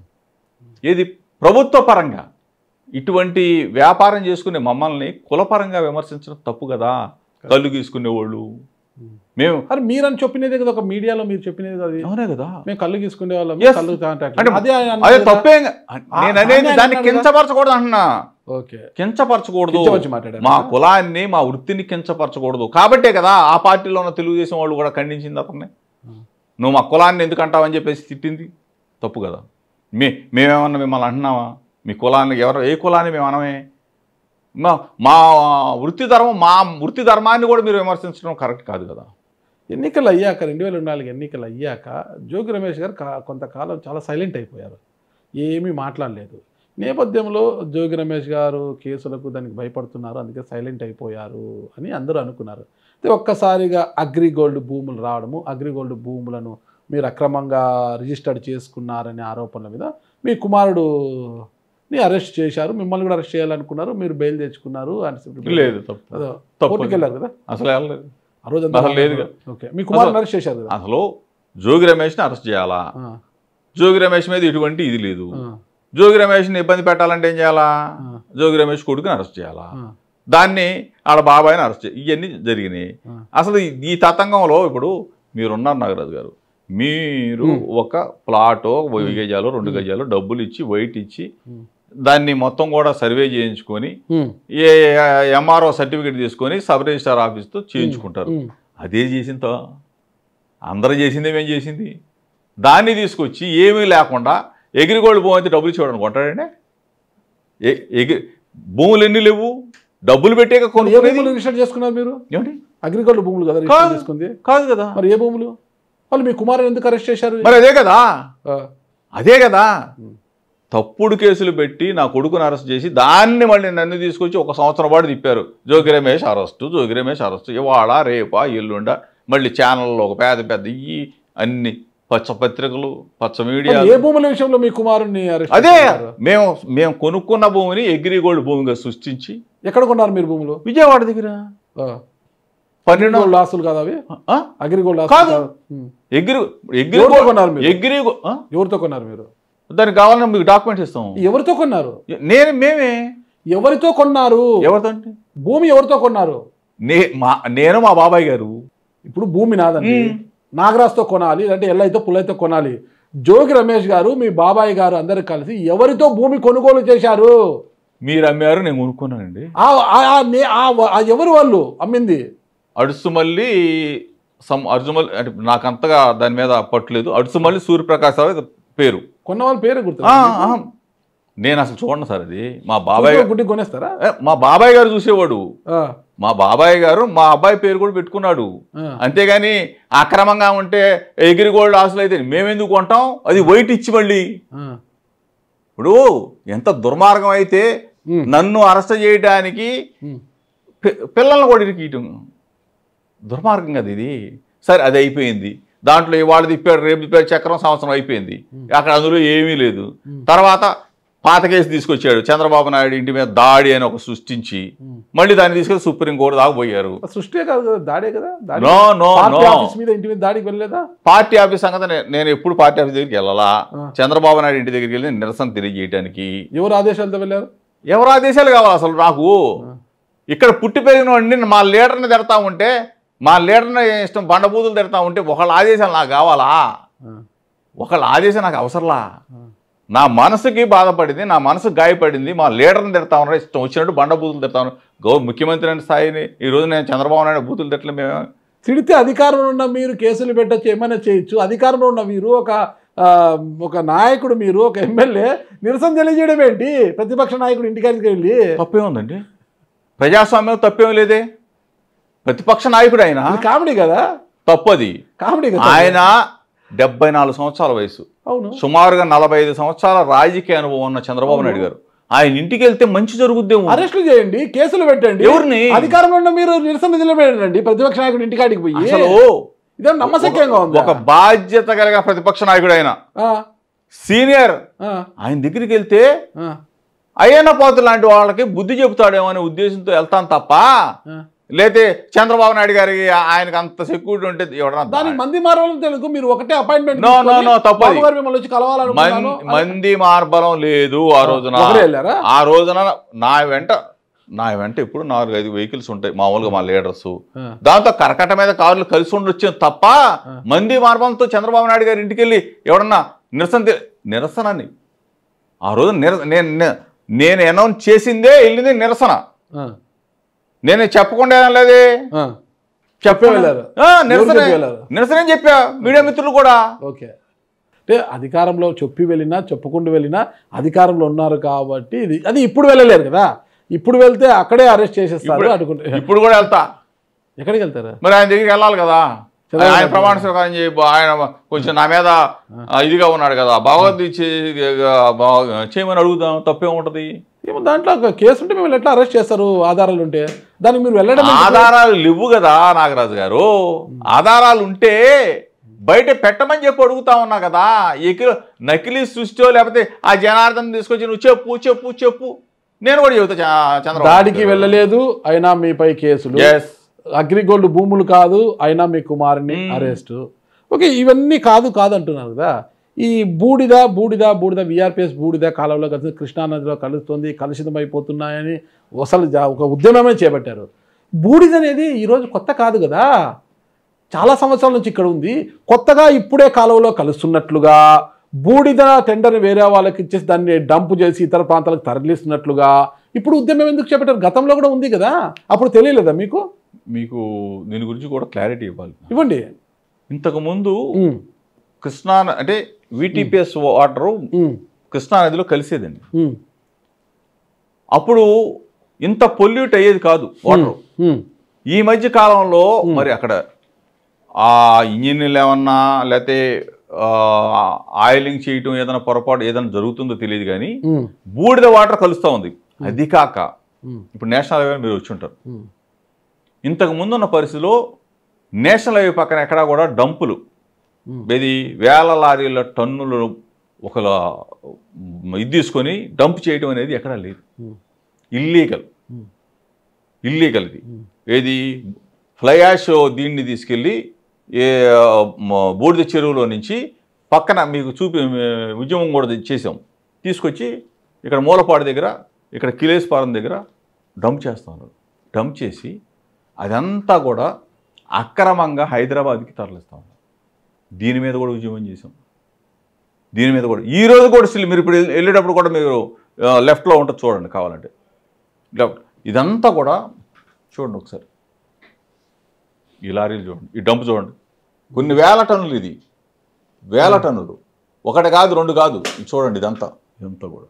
ఇటువంటి పరిస్థితుల్లో కొన్ని వేల వాహనాలు ఇటు తిరుగుతూ ఉంటాయి నేషనల్ హైవే మీద. ఆ మొత్తం బూడిదంతా కూడా జనాల కళ్ళల్లో, కాలుష్యం మొత్తం కూడా గ్రామాల మీద ఇట్లా పడిపోతా ఉన్న పరిస్థితిలో ఒక ఉద్యమం తీసుకున్నాం. అది కూడా మళ్ళీ లారీ డ్రైవర్స్ అంతా కూడా ఇంతకుముందు మా ప్రభుత్వంలో మేము ఫ్రీగా ఇచ్చేవాడు అండి. ఉన్న వాస్తవం, నేను లేను ఇక్కడ, నేను ఎమ్మెల్యేగా లేను. వాస్తవాలు మాట్లాడుకుంటా దమ్ముగా చెప్పండి. ఎందుకంటే బూడిదంటేనే బంగారం అయిపోయింది కదా ఇక్కడ అందరికీ కూడా. నాకు తెలిసి విటిపిఎస్ ప్రారంభించిన తొలి నాళ్ళల్లోనే బూడిద ఫ్లై యాష్ని బయటికి ఎలా తరలించాలో తెలియని యాజమాన్యము ఇక్కడ ఉండే వాళ్ళందరినీ కూడా పిలిపించి మేము బూడిద ఫ్రీగా వేస్తాం, లారీలను కొనుక్కోండి, ఈ బూడిదను అమ్ముకుంటే మీకు డబ్బులు వస్తాయని చెబితే చాలా మంది వందల మంది వేల మంది లారీలు కొనుక్కొని జీవనోపాధి పొందుతున్నారు. అది రాను రాను నాయకులకు కాసులు కురిపించే ఒక బంగారంగా మారిపోయింది. పోటీ పెరిగిపోయింది. రోడ్లకు కావచ్చు, ఇటుక బట్టీలకు కావచ్చు, సిమెంట్ ఇటుకలకు కావచ్చు, సిమెంట్ ఫ్యాక్టరీలకు అన్నిటికీ కూడా అది లోడ్ పోతుంది అనమాట. మీ మాట వాస్తవమే. నాయకులకు అన్నారు మీరు. అవును, నాయకుడికే ఒక్కడికే ఇక్కడ ఇది కురిపించిన బంగారం ఒక్కడికే, కేపీకే అంతే 100%. మీకు ఎప్పుడు లేదు. ఎప్పుడు మాకు కానీ మా ముందు ఇంకొక పార్టీలో ఎవడన్నా సరే ఆడికి ఎవడక లేదు. ఇక్కడ దీన్ని రుచి మరిగింది కృష్ణప్రసాద్ బామ్మద్దే. ఏం పేరు? పీకే అంటారు మరి. అతను ఇదనే కేపీ అంటారు, అతను పీకే అంటారు. పీకే అంటే మళ్ళీ వేరే అనుకుంటారు. మరి నాకు తెలిసిన పీకేనే అంటారు ఇక్కడ. ఓకే ఓకే, అంటే మీకు తెలియదు అంతమ్మా ఇక్కడ. అతని పేరు పీకేనే అంటారు. మీకు అన్నీ తెలుసు కదా, మరి షార్ట్ కట్లు ఎందుకు? ఫుల్ ఫామ్ చెప్పొచ్చు కదా. కృష్ణప్రసాద్ బామ్మది అంటారు మరి. ఓకే అంతే, పేరు లేదు. పాపం ఎందుకు, ఆయన ఎవరు పేరు కూడా తెలియదు. ఊరికే పేర్లు తెలియకుండా ఊరికే నిందలు ఎందుకు వేస్తారు కదా. పేర్లు తెలియదు, నింద లేకూడదు కదా. పాపం నింద వేయాలంటే పేరు తెలియాలి ఫస్ట్, వాళ్ళు చేశారు అనేసి. నిందేంటి చండాలంగా మాట. నిందంటే దాన్ని తప్పు చేసి ఉంటే పేరు చెప్పాలి కదా. పేరే తెలియనప్పుడు తప్పు చేసినట్టు ఎలా చెప్తారు? కృష్ణప్రసాద్ పీకే దండుకున్నారండి. పోసాని కోటేశ్వరరావు అంటారు. ఓకే, పోసాని మీకు పేరే తెలియదు, ఆయన తప్పు చేశారంటారు మీరు. 100కు 100 చెప్తుంటే ఇక వాళ్ళు దానికి కృష్ణప్రసాద్ బామ్మది పోసాని కోటి కేపీ పీకేనే ఇక్కడ పీకేసింది మొత్తం. అంతేగాని ఇంకెవడు అవకాశం ఇస్తారా? ఏం జరుపుకోలేదు. మాకు కాదు, వాళ్ళ పార్టీ వాడు కూడా ఉడికివాడు. ఆ తెలుగుదేశం పార్టీ వాడు అడగండి, మీ ఎమ్మెల్యే కృష్ణప్రసాద్ మీకేమైనా చేశాడు రా బాబు అంటే వాడే నాకేస్తా ఉంటే మాకేం ఇస్తాడంట. అసలు జోగి రమేష్కి ఏ సంబంధం ఉండదు. ఎందుకంటే నేను ఏలు పెట్టను కాబట్టి, నాకు ఇటువంటి పిచ్చి ఆలోచనలు ఉండవు కాబట్టి. మీకు ఆలోచనలు ఏముంటాయి? జనంతో సంబంధం. ఇప్పుడు నేను యువజన కాంగ్రెస్ నుంచి ఉన్నా, యూత్ కాంగ్రెస్ నుంచి. ఈ రోజు వరకు కూడా రాజకీయం అంటే ఏది పొలిటికల్ ఇది తప్ప, ప్రజలు లేకపోతే పొద్దున లేవాలా, అడ్డుపోవాలా, ఆ పార్టీ ఉద్యమం, ఈ పార్టీ ఉద్యమం, ఆ ధర్నాలు, ఈ ప్రతిపక్షం ఉంటే ఈ పాత్ర. అధికారంలో ఉన్నప్పుడు మేము ఆ శాఖ ఇచ్చాడు, ఆ శాఖను పట్టుకొని తిరిగేవాడు. ఈ తప్ప మాకేముంటాయండి? ఇప్పుడు వ్యాపారస్తులు రాజకీయాల్లోకి వచ్చారు అనుకో, వాడేదో పెడతాడు ఒక మూట, ఆ మూటకు 100 మూటలు అవ్వాలా. మాకు అవసరమే ఉంటుంది డబ్బులు, మాకు డబ్బులతో పనే ఉంటుంది. మాకు అంత అవసరంలా. మాకేం కావాలా? మంచి పేరు కావాలా. ప్రతిపక్షంలో ఉంటాం, అధికార పక్షంలో ఉంటాం, గెలుస్తూ ఉంటాం, ఓడిపోతూ ఉంటాం, ప్రజలతో మాత్రం ఉంటాం. అది అంతేగాని అంతే ఒక మూట కావాలా, 10 మూటలు ఎత్తుకెళ్ళాలా, ఇది తప్పుడు. ఇది దాన్ని మూట పెట్టి మళ్ళీ మూటలు కోల్పోతారు మీరు. అసలు మా దగ్గర మూటలు ఉంటారు, కట్టుకోవడానికి మూటలు ఉండాలి కదా. నేను ఎమ్మెల్యే అయినప్పుడు 2009 నా దేవుడు వైఎస్ఆర్ తెలుసు కదా, నా రాజశేఖర రెడ్డి గారు ఎమ్మెల్యే సీట్ ఇచ్చాడు. బీఫామ్ ఇది ఎక్కడ నా దగ్గర ఏమి లేవు. 20 లక్షలు 22 లక్షలు ఉన్నాయి. ఏది ఇప్పుడు అమ్ముకుంటే ఎక్కడ పొలం ఒకటి, అదే వ్యాపారం. అంతకుమించి మా దగ్గర ఏమి లేవు. అంటే ఇంకోటి ఒక చిన్న ఇంట్లో ఉన్న జోగి రమేష్ చెప్తా, అది కూడా చెప్తా. దాంతోనే రియల్ ఎస్టేట్ చేసుకున్నాం. నేను కానీ నా తమ్ముడు కానీ రియల్ ఎస్టేట్లోనే 4 రూపాయలు సంపాదించుకుంటాం, 4 రూపాయలు ఖర్చు పెడతా ఉంటాం. అంతే తప్ప 2009 మీరు అక్కడికి వచ్చారు నా ఇంటి దగ్గరికి. నా ఇంటి దగ్గరికి వచ్చారు. తర్వాత ఇల్లు కట్టుకున్నా. ప్యాలెస్ లైట్స్ ఏమి ఉండవు, ఇల్లు ఒకటి ఉంటది. నా ఆశ మొత్తం ఇస్తా మీకు. మొత్తం కాదు, ఎవరికైనా మంత్రిగా ఉన్నప్పుడు నేను ఏమడగలేదు. మళ్ళీ నాకున్న చిన్న కుటుంబం, చక్కగా ఉంటాం, హ్యాపీగా ఉంటాం. 100 కోట్లు 1000 కోట్లు లేకపోతే 10 కోట్లు 20 కోట్లు దోసేయాలా, ఇటువంటిది ఏమి లేదు. ప్రశాంతమైన వాతావరణం, చక్కగా నలుగురితో మాట్లాడతాం, ఆనందాన్ని పంచుకుంటాం. గతంలో ఉన్న కాంట్రాక్టర్తో కుమ్మక్కయ్యే ఈరోజు బూడిదకి సంబంధించి అవన్నీ కూడా రద్దు చేయాలి, అది ఇదని ఒక పోరాటం, ఇది ఒక ఫేక్ పోరాటం అని అంటున్నారు వాళ్ళు. అంటే ఏంటి నాకు అర్థం అవ్వలేదు. అంటే ఒక కాంట్రాక్టర్ గతంలో ఎవరైతే దీన్ని కాంట్రాక్ట్ తీసుకుని ఉన్నారో బూడిదని తరలించేదానికి, అతనితో కుమ్మక్కయ్యి కొంత డబ్బు కోసమే ఒక ఫేక్ ఉద్యమం చేస్తున్నాడు. అసలు కాంట్రాక్ట్ విధానాన్ని రద్దు చేయమని కదా మేము అడిగేది. అదే కదా, అదే విధానాన్ని అసలు వసంత కృష్ణప్రసాద్ అసెంబ్లీలో మాట్లాడారు కదా. రెఫెక్స్కి ఇచ్చిన టెండర్ను రద్దు చేసి ఆ రెఫెక్స్ ద్వారా ప్రభుత్వానికి ఏదైతే వస్తుందో 2,80,00,000 కావాలంటే నేనే కడతాను, దాన్ని రద్దు చేయండి, ఆ బూడిదను డ్రైవర్లకు వాళ్ళకు ఫ్రీగా ఇస్తే వాళ్ళు అమ్ముకుంటే 4 రూపాయలు వస్తాయి, వాళ్ళ కుటుంబాలు బాగుంటాయని ఆయన ప్రశ్నించాడు కదా. అంతే కదా, కాదంటారా? అంతే కదా. అధికారులు ఎవరున్నారు? వాళ్ళే. రద్దు చేయాల్సింది ఎవరు? టెండర్ని రద్దు చేయాల్సింది ఎవరు? ప్రభుత్వము. మరి ఇతను అడిగాడు, రద్దు చేయాల అంటే ఇతను అడిగాడు, రద్దు చేయాల, దానికి నేను డబ్బులు కడతా అన్నాడు. అంటే ఎంత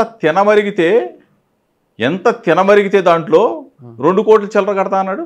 2,80,00,000. నీ దగ్గర మంచితనం ఉంటే, నీకు విలువలు ఉంటే 500 మంది లారీ ఓనర్లు, పాపం క్లీనర్లు డ్రైవర్లు అయ్యారు, డ్రైవర్లు ఓనర్లు అయ్యారే, వాళ్ళని రోడ్డును పడేసేవి దిక్కుమాలను నువ్వు ఒక ఎమ్మెల్యేవా? వాళ్ళు పాపం అదే నేను అధికారంలో ఉంటే ఇంతసేపు వాళ్ళని రోడ్డు మీద పండిస్తానా? వాళ్ళు దిక్కు దివాణం లేక రోడ్ల మాట తిరిగి పాపం వాళ్ళు నిరాహార దీక్షలు చేస్తా ఉంటే నువ్వు మాత్రం తైతక్కలు ఆడుతూ, నేను ఒక అసెంబ్లీలో ఏది నువ్వు మాట్లాడిన దానికి ఏమన్నాడు ఆ మంత్రి, విద్యుత్ శాఖ మంత్రి ఏమన్నాడు? కాంట్రాక్ట్ రద్దు చేసే ప్రసక్తే లేదు, నువ్వు కావాలంటే నీకు ఏదైనా కావాలంటే చెప్పు, నీ వల్ల ఏమన్నా ఇంకో మాట అన్నాడు, అక్రమ డంపుల వల్లే ఇవన్నీ పెట్టాల్సి వచ్చింది. అంటే ఈ కృష్ణప్రసాద్ పెట్టిన అక్రమ డంపుల వల్లే కాంట్రాక్టర్కి ఇవ్వాల్సి వచ్చిందని చెప్పాడు ఆ విద్యుత్ శాఖ మంత్రి. ఇతని గురించి చెప్పాడు. మీరు అది తీసుకోండి వీడియో. ఓకే. అంటే ఇతను చేసిన దుర్మార్గం. విద్యుత్ శాఖ మంత్రి ఎవరు? గుట్టిపాటి రవికుమార్. ఓకే. గుట్టిపాటి రవికుమార్ నోటితో చెప్తే వింటామని. మీ పార్టీ నుంచి వెళ్ళిన అంటే ఇక్కడ జీవించే వాళ్ళకు కూడా నోట్లో మట్టి కొట్టేసాడు సార్. దుర్మార్గం. వాడు పాపం ఇంకా నిరాహార దీక్షలు చేస్తూనే ఉన్నాడు. ఒక ఎమ్మెల్యే స్థాయి. వాళ్ళ పరిస్థితి ఏంటండి ఇప్పుడు? ఒకటేనండి, మా ప్రభుత్వం ఉన్నప్పుడు ఫ్రీగా ఇచ్చాం లోడింగ్, ఎంతమందికైనా చేసేవాళ్ళం, పాపం చేసుకునేవాళ్ళు. కానీ వాళ్ళు ఈ రోజున ఒక కాంట్రాక్ట్ సంస్థ ఒకటి ఏర్పడింది. వాళ్ళకి వీళ్ళకి మధ్యన ఇతను చర్చలు నడపాలంటే ఇతను ఇది డ్రాగన్ అవ్వాలా, పాప వాడు అక్కడే ఉండాలా, కాంట్రాక్టర్ ఇక్కడే ఉండాలా, కాంట్రాక్టర్ లోడ్ చేయకూడదు, వాళ్ళు మాత్రం అక్కడ నిరాహార దీక్ష లేదు. ఎందుకు? ఇతను డబ్బు పోవాలా. మీకు చూపిస్తా పదండి కావాలంటే.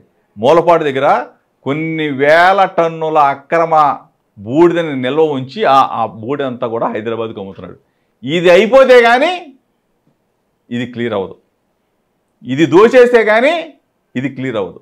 వాళ్ళని మభ్య పెడతా ఉన్నాడు, ఓ పక్కనే కాంట్రాక్టర్లని ఇబ్బంది పెడతా ఉన్నాడు. ఇద్దరిని కూడా మభ్యపెట్టి ఇతను అక్రమంగా తరలించిన డబ్బు మొత్తం కూడా కోట్లాది రూపాయలు దోచుకున్న తర్వాత ఇది తీరుస్తాడు.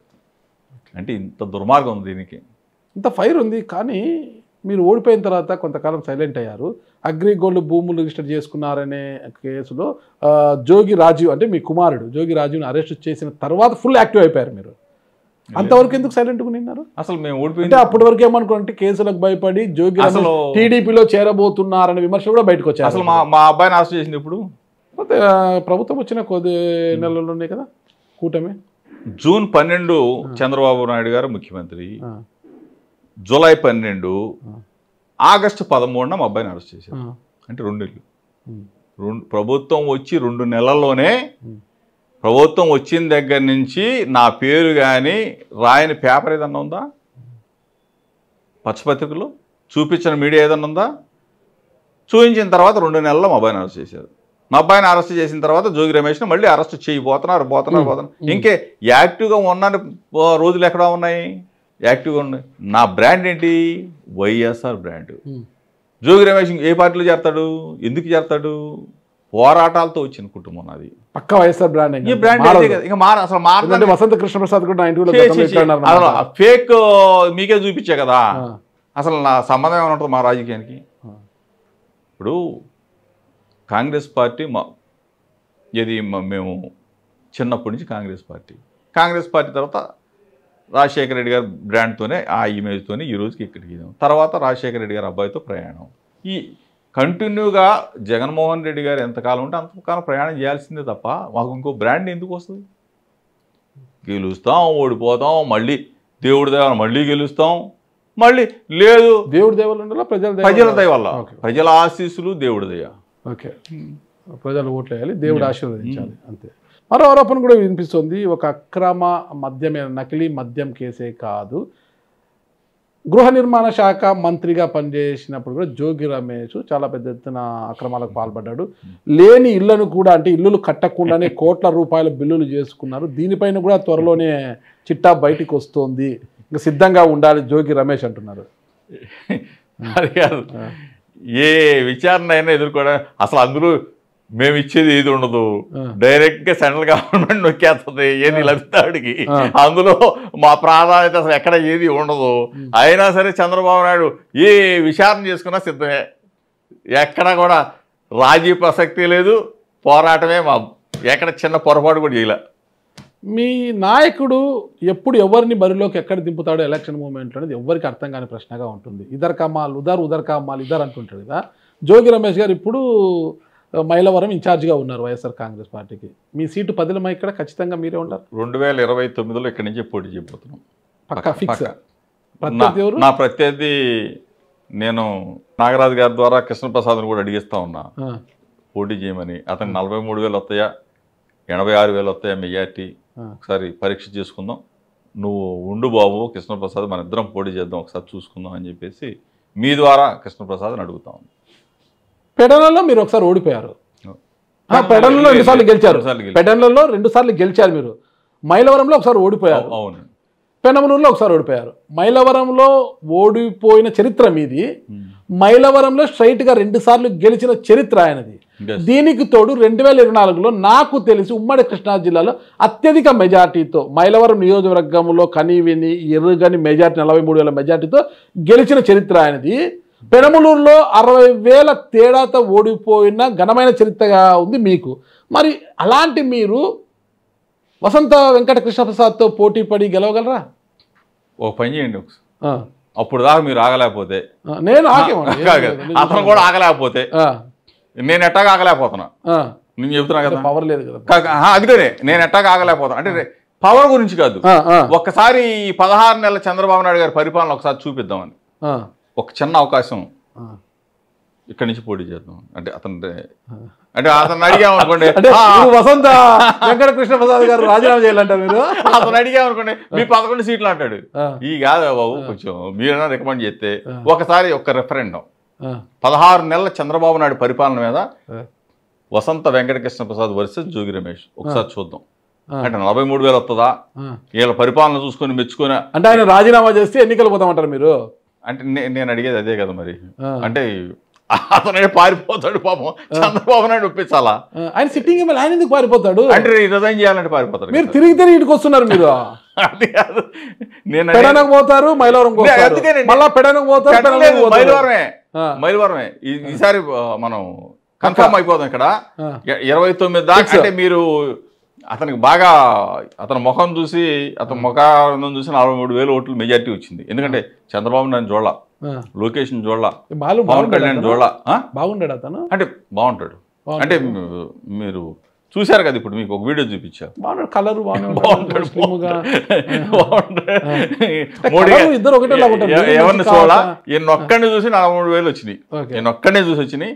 ఒకసారి 2019లో కూడా అంతే వచ్చినాయి, ఇప్పుడు వచ్చినాయి.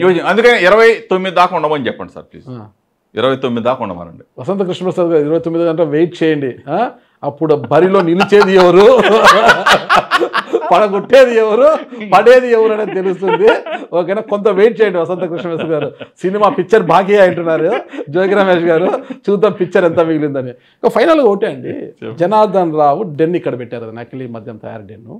అక్కడ వచ్చేసి నాకు తెలిసి ఓఏబి, మంజీరా, కేరళ, క్లాసిక్ ఇవన్నీ కూడా చీప్ లిక్కర్స్ అనమాట.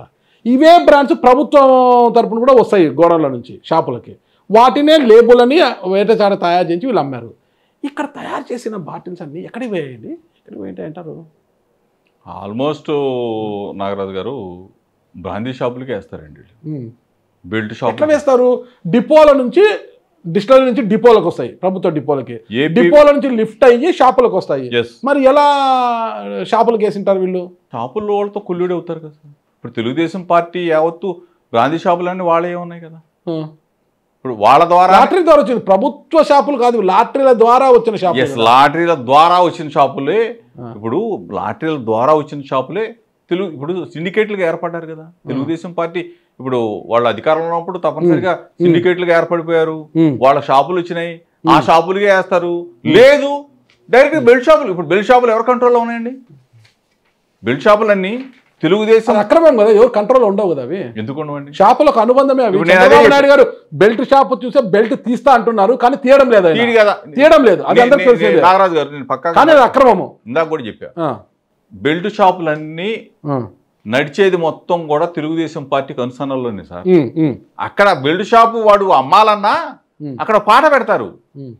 వాడు 2 లక్షలో 3 లక్షలో అక్కడ ఉన్న ప్రజాప్రతి. ఇప్పుడు నేను చెప్పాను పీకే పోసాని కోటేశ్వరరావు, వాడు కట్టాల్సిందే. కట్టకుండా బెల్ట్ షాప్ ఎందుకు గమనిస్తాడు? అది అక్రమం కదా. పోసాని కోటేశ్వరరావు ఎవరు? ఎమ్మెల్యే గారు బాగుంటుంది, అతను అఫీషియల్ కాదు, ప్రభుత్వానికి కప్పం కట్టడం లేదు. ఇక్కడ పోసాని కోటేశ్వరరావు కడితే అది అక్రమం కదా. ఇప్పుడు ఎమ్మెల్యేనే అక్రమంగా సంపాదిస్తున్నప్పుడు, ఎమ్మెల్యేనే దాన్ని నడుపుతున్నప్పుడు మరి వాళ్ళని కాదని ఎవడమ్ముతాడు? ఎమ్మెల్యే నడుపుతున్నట్టు మీద ఆధారాలు ఉన్నాయా? అరే బెల్ట్ షాపులు మొత్తం కూడా పాటలే కదా సార్. పోలీసు ఎక్సైజు తెలియకుండా, ఎమ్మెల్యేకి తెలియకుండా బెల్ట్ షాపులు అమ్ముతారండి ఎవరన్నా? ఎక్కడైనా జరుగుతుందా? ఈ అక్రమ మద్యం మొత్తం కూడా వీళ్ళే కదా సూత్రధారులు, పాత్రధారులు అంతా. దుర్మార్గం కదా ఇది. ఇప్పుడు చంద్రబాబు నాయుడు గారు ఏమన్నారు మీరు చెప్పారు ఇందాక, బెల్ట్ తీస్తానని చెప్పి, బెల్ట్ తీస్తా అన్నారు. మరి ఎక్కడ? మరి ఎక్సైజ్ మంత్రి ఏం చేస్తామన్నాడు? ఎక్సైజ్ మంత్రి మాటలు చెప్పడం కాదు, చంద్రబాబు నాయుడు ఏదైనా స్క్రిప్ట్ రాసిస్తే జోగి రమేష్ మీదో లేకపోతే అనగానే చచ్చిపోయి నా మీద మాట్లాడటం కాదు. మీరేం చేయాలా మీ డిపార్ట్మెంట్ అంటున్నా. మీరు నిజంగా ప్రభుత్వ మద్యం ఏపీబీఎస్ఎల్ నుంచి బ్రాందీ షాపులకి, బ్రాందీ షాపుల నుంచి బెల్ట్ షాపులకి, బెల్ట్ షాపుల నుంచి డోర్ డెలివరీ, ఇది సక్రమమైన మద్యం. సరే ఓకే, ఇది తాగటం వల్ల వాడు చచ్చిపోరు అనేది మీ వాదన. మరి ఇది జరగకుండా కుటీర పరిశ్రమలాగా సారా తయారు చేయది, ఈ లేబుల్ అంటే ఏంటి, బాటిలింగ్ చేయటం ఏంటి, షాపులకు వేయటం ఏంటి? మరి మీరు ఎందుకు చర్యలు తీసుకోవట్లా? ఎవరినో నెట్టేయాలా? వైఎస్ఆర్ పార్టీ మీద పోతే మీరు ఎందుకు ఇన్ని రోజులు అవుతున్నా షాపులు ఎందుకు చెక్ చేయలేకపోతున్నారు, పట్టుకోలేకపోతా ఉన్నారు? అరికట్టాలి కదా ప్రభుత్వం, దాని మీద దృష్టి పెట్టాలి సార్. దాని మీద దృష్టి పెట్టమని మీరు కూడా చెప్పండి. ఏదో అక్రమంగా ఇరికించాలి, ఇవన్నీ వేస్ట్ సార్. అయితే లిక్కర్ కేసులో మీరు సచ్చీలు కడిగిన ముత్యం, అంతే, ఎలాంటి డౌట్ లేదు? No doubt. ఓకే, ఇన్ని ఆరోపణలు ఎదుర్కొంటున్నారు. అసలు మైలవరం నియోజకవర్గంలో ఈరోజు ఒక హాట్ టాపిక్ ఏమిది? మద్యము, గ్రావెలు, బూడిద, ఈ 3 మీదే సంచలనాలు పెద్ద హాట్ టాపిక్ అయిపోయింది. ఈ సందర్భంలో ప్రజలకు జోగి రమేష్ గారు ఇచ్చే సందేశం ఏంటి? జాగ్రత్తతో ఉండాలి ప్రజలంతా. ఈరోజు వైఎస్ఆర్ పార్టీ చెప్పిందేనో లేకపోతే జోగి రమేష్ చెప్పాడని కాదు, ఇక్కడ జరుగుతున్న పరిస్థితులను ప్రజలు గమనించాలి. ఇప్పుడు ఇక్కడ పుట్టి పెరిగి జీవనాధారమైన 500 మంది లారీ ఓనర్లు, డ్రైవర్లు, క్లీనర్లు, వాళ్ళు పాపం నిరాహార దీక్ష చేస్తూ ఉన్నారు. వాళ్ళని ఆదుకునే వాళ్ళు లేరు. ఇవాళ ప్రతిపక్షంగా మేము మీ పక్షాన ఉన్నాం. ఈ రోజున కలుషితం అవుతా ఉంది. ఏది?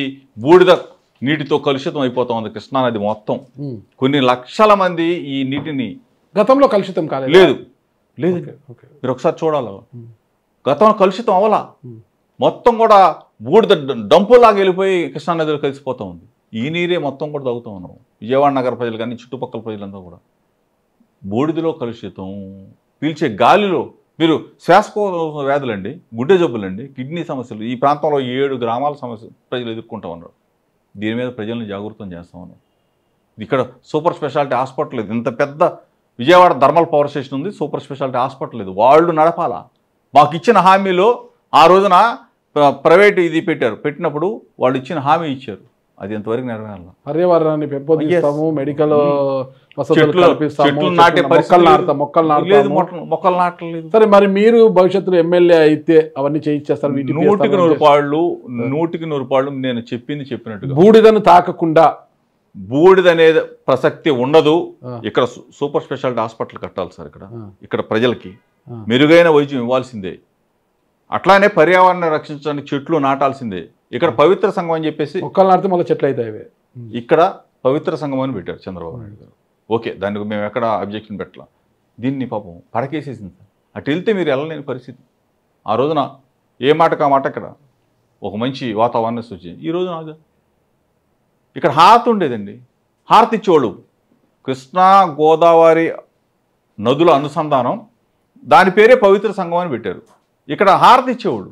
ఇది తీసుకెళ్ళిపోయి ఎక్కడో పెట్టేశారు. లేదు, ఇవన్నీ కూడా ప్రజల ఆశీస్సులు, దేవుడి దయతో రేపు మా ప్రభుత్వం వస్తుంది, జగన్మోహన్ రెడ్డి గారు ముఖ్యమంత్రి అవుతారు. తప్పనిసరిగా వాటన్నిటిని కూడా చెప్పిన మాట చెప్పినట్టు చేసి పెట్టే బాధ్యత జోగి రమేష్ తీసుకుంటారు. ఫైనల్గా మీ ప్రభుత్వం వస్తుంది, మీరు ఎమ్మెల్యే కావాలి, గెలవాలి, ఖచ్చితంగా గెలుస్తానంటే ఈ నియోజకవర్గం మీ ప్రత్యర్థి మరొకసారి అడుగుతున్నా వసంత వెంకట కృష్ణప్రసాద్ అయితే ఓకేనా, అంటే మాజీ మంత్రి దేవినేని ఉమామహేశ్వరరావు అయితే మీకు కరెక్ట్ పోటీనా? అంటే ఎవరైనా పర్లేదండి, దాని గురించి నో డౌట్ ఎట్ ఆల్. ఎవరైనా గెలుపు ఖాయం. కానీ 2 సార్లు నన్ను చూసే ఓటేశారు, నాకు 43,000 ఓట్లు మెజార్టీ వచ్చింది, ఎవరికి రాలేదని చెప్పేసి వెంకటకృష్ణ ప్రసాద్ చాలా కుతూహలంగా ఉన్నాడు. వెంకటకృష్ణ ప్రసాద్ నేను అయితే అతను నిలబడాలని చెప్పేసి నేనైతే దేవుణ్ణి కోరుకుంటాను. ఖచ్చితంగా మీ కోరిక నెరవేరాలని కోరుకుంటున్నా. థ్యాంక్ యూ అన్న. నమస్తే.